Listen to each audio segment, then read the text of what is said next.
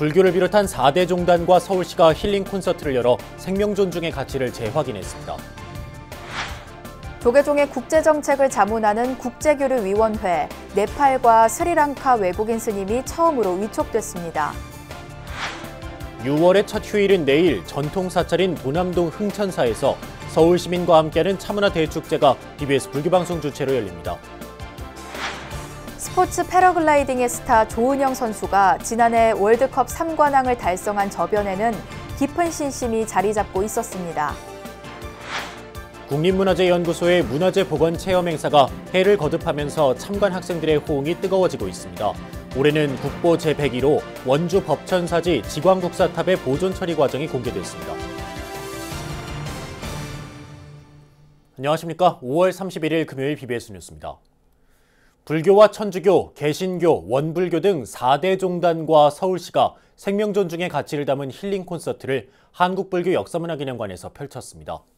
각 종교 성직자들이 나서서 스스로 생명을 저버린 이들 가족과 열린 대화를 나누며 삶과 죽음의 의미를 성찰했습니다. 첫 소식, 박세라 기자입니다. 자살률 1위 국가라는 오명을 쓰고 있는 대한민국. 인구 10만 명당 자살률 24.3명은 경제협력개발기구 OECD 평균의 2배를 넘습니다. 특히 10대와 20대, 30대 젊은 층은 사망 원인 1위가 자살입니다. 이 같은 심각한 자살 문제 해결책을 찾고 삶과 죽음에 관한 열린 대화 분위기를 조성하기 위해 종교계가 나섰습니다. 불교와 원불교, 천주교, 기독교 등 4대 종교는 어제 한국불교역사문화기념관에서 생명문화 힐링 콘서트를 열었습니다. 현대인들의 행복한 삶과 생명의 가치를 전하기 위해 종교계가 자살 예방에 함께하는 자리로 이번 행사를 통해 한국 사회의 정신 건강 및 생명의 가치를 확립하여 자살 예방을 향해 한 발 나아가는 소중한 시간이 될 것입니다. 조계종 불교상담개발원과 서울시 자살예방센터가 공동 주관한 콘서트는 4대 종교 대표인 성직자와 시민이 터놓고 소통하는 자리였습니다. 특히 스스로 생을 마감한 이들을 그리워하고 죄책감에 힘겨워하는 유가족과 현재 삶에서 고통받고 있는 이들이 함께해 의미를 더했습니다. 콘서트 일부 열린 토크 시간에서는 각 종교계가 자살 문제를 어떻게 바라보느냐는 질문에 4대 종교 대표의 대답이 이어졌습니다. 자살에 대해서는 해서는 안 되는 그런 것으로 이야기가 되고 있습니다. 어떻게 하면 살아있는 사람들이 생명을 존중하고 그리고 더 이상 잘못된 어떤 일로 인해서 또는 아픈 그런 일들이 슬픈 일들이 생기지 않도록 예방을 할 것인가. 이제 여기에 초점을 맞추자는 뜻을 가지고 있습니다.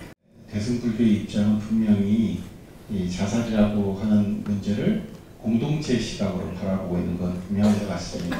우리가 정말 사회 구성원들을 위해서 함께 노력하는 그런 마음을 갖고 있는 종교라고 한다면 이 자살자가 더 이상 생기지 않을 수 있는 시스템을 만들 수 있는 그런 교리네요.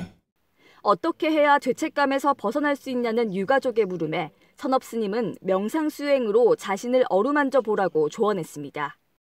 그러니까 명상이라든가 이런 걸 하는 이유가 내가 지금 이곳에서 어떤 정신으로 살고 있는가 알기 위해서인 것 같아요. 그래서 우리가 정말 이 유가족분들과 대화를 나누려고 한다면 무엇보다도 우리 자신의 마음을 좀 비워야지만이 그분들 마음을 이해하고 위로하고 어루만질 수 있지 않을까. 콘서트 2부에서는 각 종교의 기도문 낭독과 샌드아트 공연 등으로 서로를 위로하는 시간이 이어졌습니다. 자살을 개인 차원이 아닌 사회 문제로 인식하는 분위기가 확산되고 있지만 해결을 위한 관심과 노력은 여전히 부족한 상황. 불교를 비롯한 4대 종교는 소외되고 고통받는 이들을 보듬고 생명 존중 문화가 우리 사회에 뿌리내릴 수 있도록 함께 노력하겠다고 다짐했습니다. BBS 뉴스 박세라입니다. 조계종의 국제정책과 대외 전략을 자문하는 기구인 국제교류위원회가 외국인 스님들을 처음 위촉하면서 새롭게 출발했습니다. 총무원장 원행 스님은 어제 한국불교역사문화기념관에서 비로자나 국제선언 주지 자우 스님과 구미 화엄탑사 주지 명법 스님 등 6명을 8기 국제교류위원으로 위촉했습니다. 특히 국제교류위원회는 네팔 출신 쿤상 스님과 스리랑카 출신 단마키티 스님 등 외국인 스님 2명이 국제교류위 출범 후 처음으로 외국인 위원으로 위촉됐고, 조계종 사회부장 덕조 스님과 포교부장 가섭 스님은 당연직 위원으로 이름을 올렸습니다. 이어 8기 환경위원회 위원 위촉식에서는 중앙종의 사회분과위원장 무관 스님과 한국로드킬협회 공동대표 백성 스님, 현덕사 주지 현종 스님 등 19명이 총무원장 원행 스님으로부터 위촉장을 받았습니다. 원행 스님은 국제교류 위원들에게는 종단을 세계에 알리는 일에 최선의 노력을 다해줄 것을, 환경위원들에게는 기후환경 문제 해결에 애써줄 것을 각각 당부했습니다. 8월 22일이 유엔의 종교폭력 희생자를 위한 국제기념일로 지정됐습니다. 유엔 193개 회원국은 뉴욕 유엔본부에서 본회의를 열고 모든 국가와 유엔기구, 시민사회, 민간 분야에 올해부터 매년 8월 22일을 종교폭력 희생자를 기리는 날로 기념하도록 권고할 것을 결의했습니다. 유엔은 결의안을 통해 종교와 믿음을 근거로 저질러지는 폭력과 무관용 행위에 심각한 우려를 표하고, 폭력적 극단주의와 테러리즘은 어떠한 형태로든 종교와 민족, 문명, 인종그룹과 연관될 수 없고 연관돼서도 안 된다고 강조했습니다. 때이른 더위가 시작됐지만 푸르른 실록을 무대로 시원한 폭포수 같은 축제들이 휴일 동안 서울 곳곳에서 펼쳐집니다. 특히 6월의 첫날인 내일은 전통사찰 서울 도남동 흥천사에서 시원한 전통차로 더위를 식힐 차문화 대축제가 열립니다. 배재수 기자가 보도합니다. 700년의 역사가 숨쉬는 전통사찰에서 우리의 옛차를 맛보고 문화를 체험할 수 있는 차문화 대축제가 하루 앞으로 다가왔습니다. 축제는 BBS 불교방송이 주최하고 서울 성북구 도남동 흥천사와 사단법인 한국차인연합회, 불교차인 중앙회 등이 주관하며 서울시가 후원합니다. 생활은 옛날에 비해서 상당히 풍족해졌을는지 몰라도 정신적으로 굉장히 이제 쫓기며 살고 그러는데, 차라고 하는 게 여러 가지 의미가 있겠지만은 그런 현대인들에게 여유를 줄 수 있는. 차문화 대축제는 3년 전 서울 은평구 진관사를 시작으로 재작년과 지난해 수국사에서 열렸으며 매년 4천여 명 이상이 찾는 대표적 서울 축제로 성장했습니다. 같은 날 서울 한강 여의도공원에서는 한국명상지도자협회가 서울시와 함께 2019 한강 명상 걷기 행사를 엽니다. 참가자들은 한강변 약 3.7km 구간을 따라 걸으며 자신이 걷는 걸음 횟수에 따라 소외계층의 건강 증진에 기부하게 됩니다. 다음 달 7일 전통 명절인 단오를 앞두고 시민과 함께하는 문화체험 행사들도 잇따라 마련됩니다. 나금 국악단과 동락연희단은 서울시 크라운 혜태 등과 함께 중구 남산골 한옥마을에서 올해로 4번째 서울 시민을 위한 단오축제를 진행합니다. 축제에는 차세대 국악 명인들이 참여하는 판소리와 가야금 병창, 태풍무 공연이 펼쳐지고 줄타기와 진도 복놀이, 진도 씻김굿과 대동놀이 등 다양한 즐길거리들이 가득합니다. 전통 한옥과 전통 음악이 어우러지는 단오축제로서 다채로운 공연과 함께 다채로운 체험들도 여러 가지 준비가 되어 있으니까요. 6월 2일 남산 한옥마을에 함께해 주시면 감사하겠습니다. 이에 앞서 내일도 한양도성 인왕 구간에서 서울시 주최로 전통 세시 풍속을 즐길 수 있는 단오야 한양도성에서 놀자 행사가 시민들을 찾아갑니다. 인왕산 아래 성곽마을 주민들이 행사를 직접 준비하며 단오부채 만들기 등 단오를 체험하고 한양도성의 가치를 경험할 수 있는 다양한 프로그램들로 채워집니다. 초여름 무더위를 한꺼번에 날릴 시원한 축제 소식에 시민들의 마음도 설레고 있습니다. BBS 뉴스 배재수입니다. 오는 8월 8일부터 11일까지 서울 코엑스에서 열리는 2019 명원 세계 차 박람회를 홍보하는 서포터즈가 발대식을 갖고 본격 활동에 들어갔습니다. 일반인과 대학생 모두 30명으로 구성된 서포터즈는 개인 블로그 등 각종 SNS와 현장 참여를 통해 명원 세계 차 박람회의 의미와 구체적인 행사 진행 등을 일반 시민들에게 알리게 됩니다. 구경하는 것보다 가서 내가 직접 경험해 몸을 닿으면서 할 수 있는 게 있어서 더 좋죠. 박람회가 있다는 거를 한 사람보다 두 사람, 세 사람, 네 사람 더 많이 알리는 게 서포트 제 목적이라 지금 그런 걸 계획하고 있습니다. 홍보자보다는 정말 궁금해서요. 그래서 참석하게 됐어요. 조금 더 젊은 층들이 차에 대해서 관심을 가졌으면 하는 마음에 홍보를 더 열심히 해볼까 합니다. 올해는 제24회 국제차문화대전과 월드티 아트 콘테스트, 월드티 포럼, 대한민국 차 패키지 디자인 대회와 함께 제1회 대한민국 차 인성교육대회가 열립니다.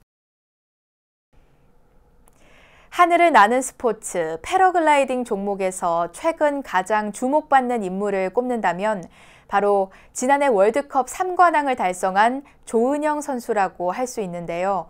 누구보다 깊은 신심과 선행으로 불자 스포츠 스타의 계보를 이을 만한 유망주이기도 합니다. 류기환 기자가 조은영 선수를 만났습니다. 새처럼 하늘을 나는 스포츠 패러글라이딩의 월드컵 3관왕. 지난해 한 젊은 여자 선수가 이룬 한국 패러글라이딩 종목 사상 가장 빛나는 쾌거입니다. 알바니아에서 열린 월드컵에서 15개 나라 세계적 선수 80여 명을 제치고 우승한 조은영 선수는 그야말로 혜성처럼 등장했습니다. 자카르타 팔렘방 아시안게임의 패러글라이딩 선수가 아닌 트레이너 겸 전력 분석관이었던 그녀는 불과 몇 달 만에 패러 신성으로 불리며 정밀 착륙 부문 세계 최정상에 우뚝 섰습니다.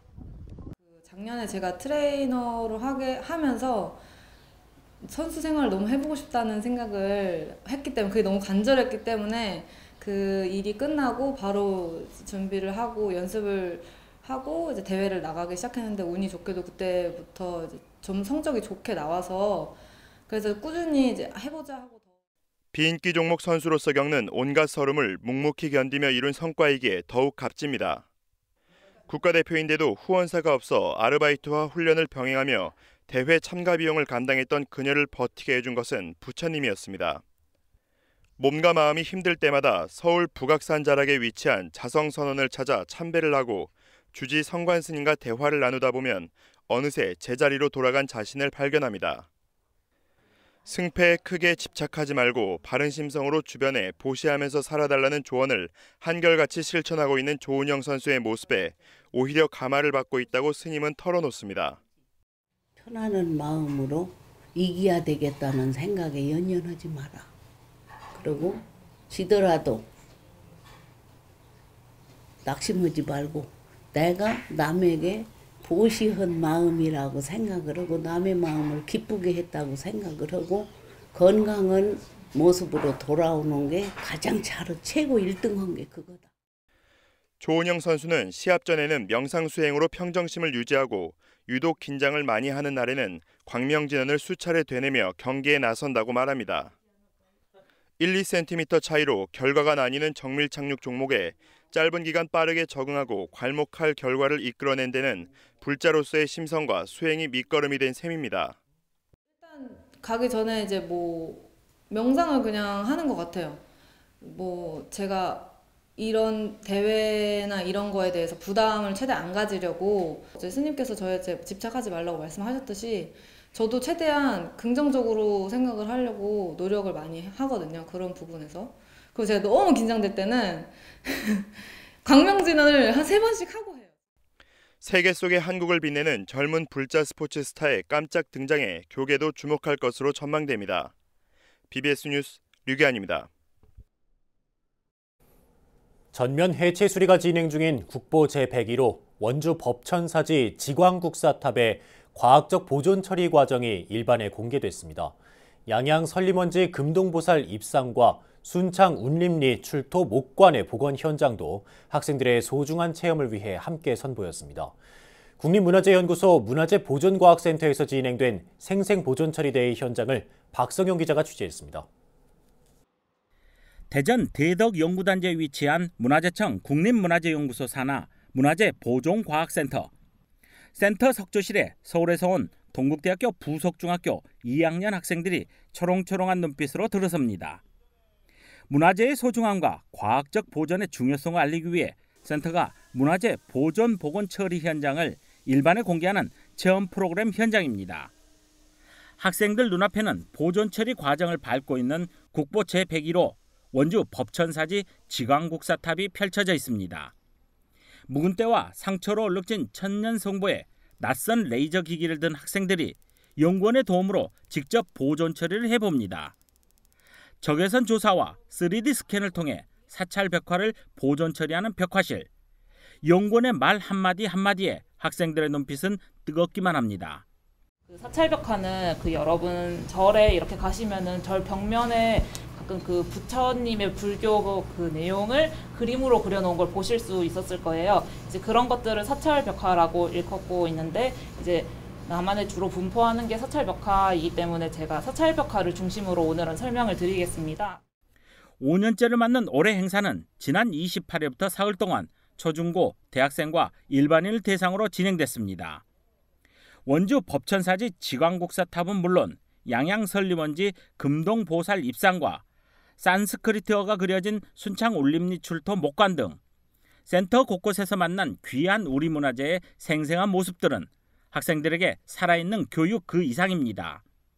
우리 학교는 옛것을 존중하는 학풍이 많이 있습니다. 그래서 문화재가 어떻게 보존하고 과학적으로 처리되는지 궁금해서 우리 학생들 데리고 체험학습으로 왔습니다.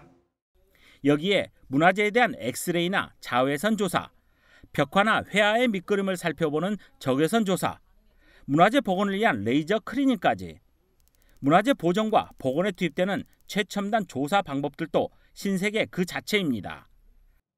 문화재 보존이 생각보다 힘들고 시간도 오래 걸린다는 걸 알게 되었고 그럼에도 이렇게 문화재 보존해 주시는 분들 너무 감사하다고 느꼈어요. 저는 문화재를 보존하는 과정이 이렇게 길다는 것을 알게 되었고 현종이랑 마찬가지로 이렇게 문화재를 보존해 주시는 분들이 얼마나 수고스러운 일을 한다는 것을 알게 되었어요. 자유학기제를 통해 진로를 탐색 중인 학생들에게 문화재 보존과학센터에서 만난 이 같은 연구원과 특별한 체험은 미래 보존과학자로서의 꿈도 그려보게 합니다. 중고등학생들이 문화재 보존 처리에 대해서 처음 경험하면서 정말 신기하다, 이런 과학적인 일이 있는지 몰랐다 이런 말씀을 하시고 앞으로 보존 처리를 하고 싶다, 보존과학자가 되고 싶다 말씀을 하실 때 보람을 많이 느꼈습니다. 문화재 원형을 보존하고 복원하는 현장이 교육과 체험의 장으로 거듭나면서 우리 문화재의 가치는 더욱 빛나고 있습니다. BBS 뉴스 박성영입니다. 역대 최대 규모의 국토교통 기술대전이 일산 킨텍스에서 개막해 국내 기술로 개발된 무공해 2층 전기버스와 무인 민간 항공기 등이 선보이고 있습니다. 꿈꿔왔던 미래 기술을 만나다란 주제로 펼쳐진 첨단 혁신 제품들의 무대를 박관우 기자가 취재했습니다. 장애인과 어르신을 위한 고속버스와 시외버스가 오는 9월 처음 도입됩니다. 휠체어 탑승엔 불과 2분, 교통약자 이동권의 핵심 수단으로 평가되고 있습니다. 국내 최대 규모의 국토교통 기술 대전이 경기도 일산의 킨텍스에서 열렸습니다.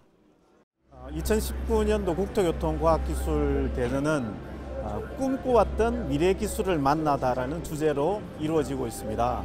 R&D를 통해서 개발한 기술들이 신기술로 지정받을 수 있는 귀중한 기회들도 될 수 있고요. 또한 그 전시된 기술들을 보시면서 비즈니스 기회들을 새롭게 만드실 수 있는 상담의 장들이 마련되어 있습니다. 올해 국토교통기술대전은 참가 기간만 200개가 넘을 정도로 역대 최대 규모로 치러졌습니다. 무공해 2층 전기버스가 처음 선보이는 등 첨단 제품이 눈길을 끌었습니다. 내후년 상용화에 들어갈 예정인데 한 번 충전에 최고 시속 90km로 300km 이상 주행할 수 있습니다. 지금 보시는 차량이 국내 최초로 개발된 2층 전기버스입니다. 차량은 배터리를 이용한 모터로 구동되는 전기 차량이며 국내에서 최초로 개발되었습니다.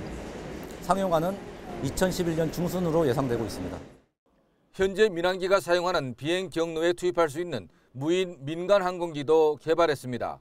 구체적인 상용화 시점을 정하진 않았지만 우선 물류 배송에 적용한 뒤 승객 수송까지 개발 범위를 확대한다는 구상입니다. 무인기는 기존에 저희가 알고 있는 여객기들이 날아다니는 그런 유인 공역에 무인기를 안전하게 통합 운영을 하고자 하는 목적이 있습니다.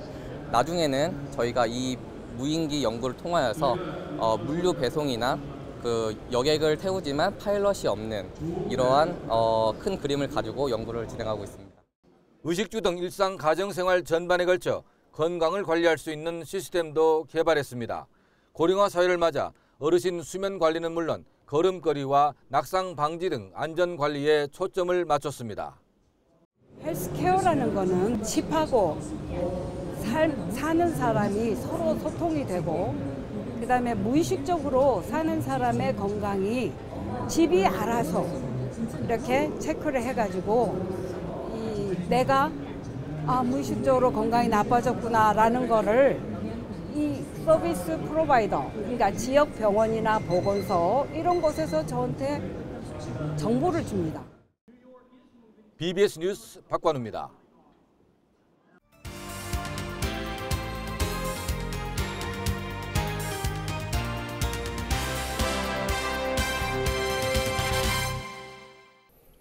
지난 반세기 동안 농업은 국가 기관 산업으로 안정적 먹거리 공급에 기여해왔지만 사양 산업에 꼽히기도 하면서 심각한 위기를 맞기도 했습니다.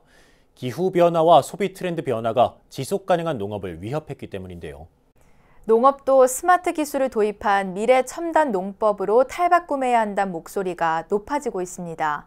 금요일에 전해드리는 BBS가 만난 사람 이번 주는 농업 전문기관이죠. 농촌진흥청 김경규 청장을 권은희 경제산업부장이 만났습니다.